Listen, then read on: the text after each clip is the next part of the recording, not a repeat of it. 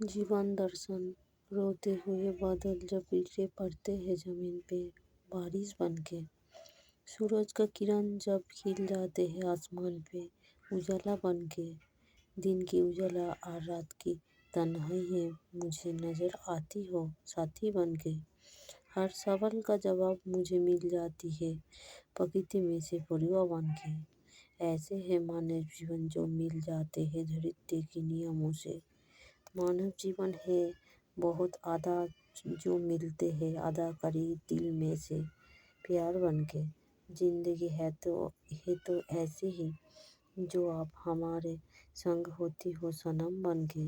सुख दर्द सुख दुख आनंद और दर्द सब कुछ मिल जाती है जो आती है संसार का नियमों से। আপনাদের এটা ভালো লাগে তো আপনারা একটি লাইক এবং সাবস্ক্রাইব করুন চ্যানেলটিকে।